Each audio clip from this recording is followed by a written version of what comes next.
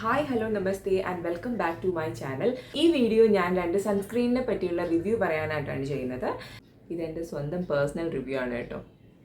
അതിലേക്ക് കടക്കുന്നതിന് മുന്നേ സൺസ്ക്രീൻ എന്താണ്, എന്തിനാണ് നമ്മളത് യൂസ് ചെയ്യുന്നത്, ആർക്കൊക്കെ യൂസ് ചെയ്യാം, SPF എന്താണ്, ഇതിനെക്കുറിച്ചെല്ലാം ഡീറ്റെയിൽഡ് ആയിട്ടൊരു വീഡിയോ ഞാൻ മുന്നേ ചെയ്തിട്ടുണ്ട്. അതിനെക്കുറിച്ച് എന്തെങ്കിലും അറിയണം എന്നുണ്ടെങ്കിൽ മുന്നത്തെ എൻ്റെ വീഡിയോ ഒന്ന് കണ്ടു നോക്കുക.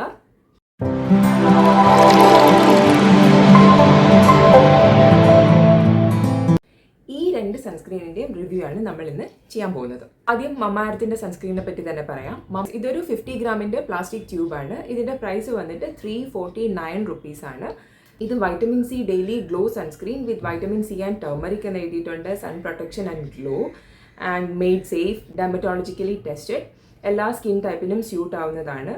ഇത് SPF 50 ആണ്, PA++ ആണ്, പാരബിൻ ആൻഡ് സിലിക്കൺ ഫ്രീ ആണ്, പിന്നെ UVA ആൻഡ് B പ്രൊട്ടക്റ്റഡ് ആയിട്ടുള്ള സൺസ്ക്രീൻ ആണെന്നാണ് ഇത് ക്ലെയിം ചെയ്തിരിക്കുന്നത്.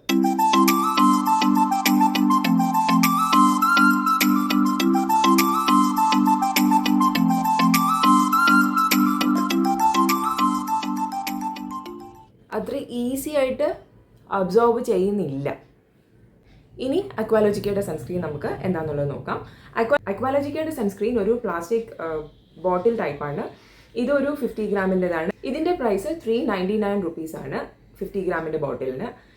അക്വാലോജിക്കടുത്ത് glow plus dewy sunscreen, papaya and vitamin C, പിന്നെ SPF 50+ ആണ്. ഇതും PA++++, UVA, UVB. ഇതിൽ സൾഫേറ്റ്സ്, ടാലൈറ്റ്സ്, പാരബിൻസ്, മിനറൽ ഓയിൽസ് അങ്ങനെ ഒന്നും തന്നെ ഇല്ല. ഇങ്ങനെയാണ് ഒരു പമ്പാണ്. നമുക്കിനി ഇതിന് കയ്യിലേക്ക് എടുക്കാം.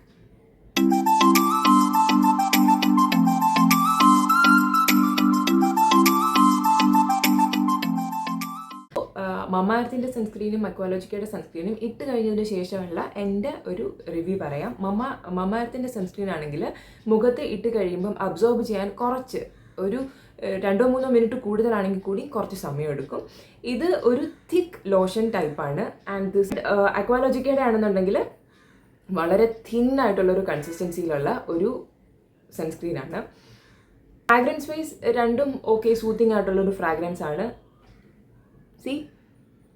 ഞാൻ വിയർക്കുന്നത് കാണുന്നുണ്ടോ? സൺസ്ക്രീൻ ഇട്ടിട്ട് വിയർക്കുന്നു എന്നുള്ള പ്രോബ്ലം ഉള്ളവർക്കാണെങ്കിൽ Mamaearth is not a good option. Mamaearth ഇട്ട് കഴിഞ്ഞാൽ ഉറപ്പായിട്ടും നമ്മൾ വിയർക്കും, ഹെവിനെസ് ഫീൽ ചെയ്യും, മുഖത്ത് എന്താണ് നല്ല രീതിയിലൊരു ഹെവിനെസ് ഫീൽ ചെയ്യും, ഫേസ് സ്വെറ്റ് ചെയ്യാൻ തുടങ്ങും, മേക്കപ്പ് ഇട്ട് കഴിഞ്ഞാൽ ഒരുപാട് സ്വെറ്റ് ചെയ്യാൻ തുടങ്ങും.